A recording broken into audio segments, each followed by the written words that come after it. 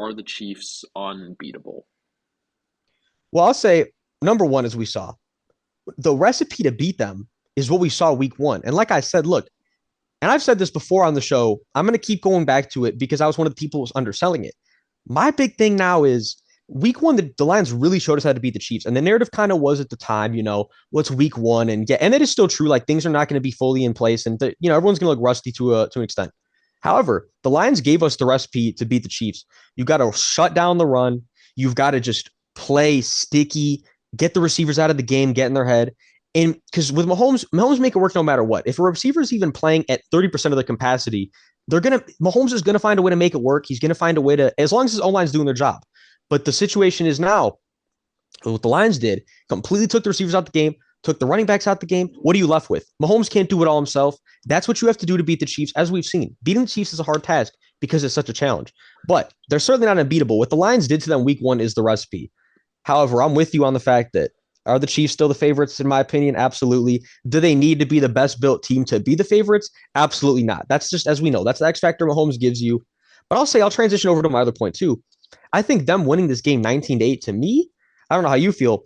I'm not thoroughly impressed by that. And obviously, we were saying this game had just almost not even weird vibes. I'm going to take back what I said. It had potentially atrocious vibes because of just we know how the Broncos have been.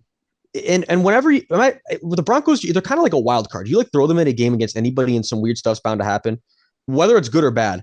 This was one of those games where there was some good for them, but more bad than anything. Also, some bad for the Chiefs. This game was just a mess, all in all. But regardless, Mahomes still has not lost to the Broncos. That's the only thing you really care about if you're a Chiefs fan. It does not matter, I guess, how you get the win on that. It's just about moving forward. They got the W, and it is what it is. But I'm sticking to my point that I think I wanted to see this be a bigger win for the Chiefs. Yeah, I will say this. I don't think people ever really thought like once they tried to Tyreek Hill, like what this team would really be like. I mean, they won a championship, but we've never seen the defense play at this high level. And could this be something where it's like, like when or Brady won all his bowls, like the defense was like a top 10 unit. So like if the Chiefs are a top 10 unit, how do you beat that with Mahomes on offense? But week one, I think, showed like what they are without like Kelsey or Chris Jones. So honestly, it almost begs the question of is Chris Jones like, do they need to re-sign him after this year long term? Because if they don't, are they the same team that they are right now when everyone's healthy? But at the end of the day, like just to kind of go into it, like you'd like to see the offense put up more points. I think the need for another weapon on offense is crucial, especially as Kelsey gets older. They need to find somebody that can be another number one option for Mahomes.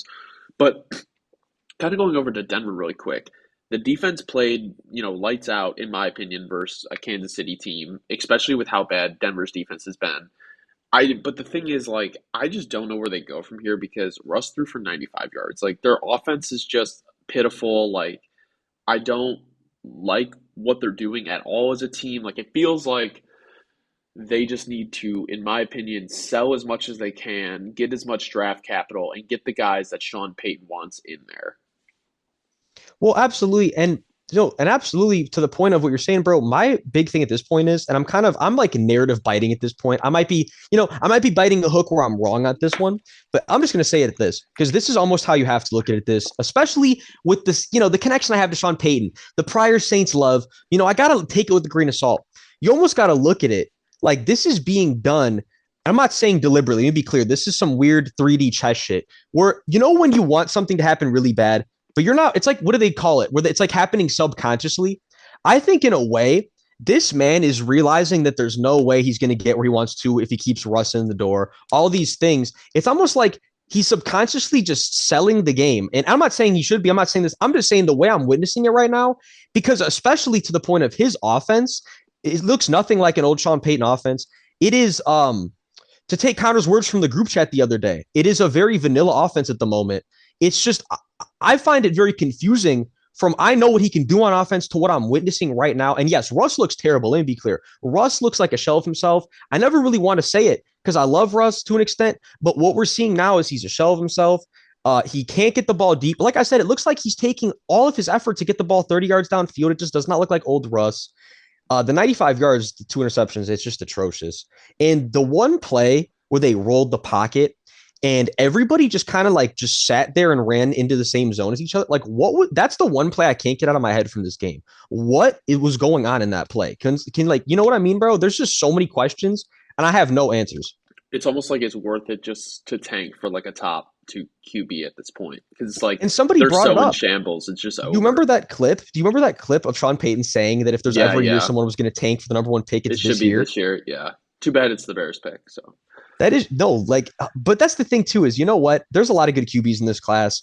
That's what I'm saying. It's like subconsciously the man knows he has to almost kick himself Oh, he just has to in the know, ass every week this year to get where he needs to be. Like and he need, you know what I'm saying? To get where he I wants to be. I promise you, like when he came in, like he was thinking, like, okay, if this Russ thing doesn't work out, like I'm putting myself in position to because he's not getting fired. That's the thing. No matter how bad this year is, he could have an Urban Meyer like year. He's not getting fired. So it's he's really like he really can do whatever he wants. But you ready to move into our next game?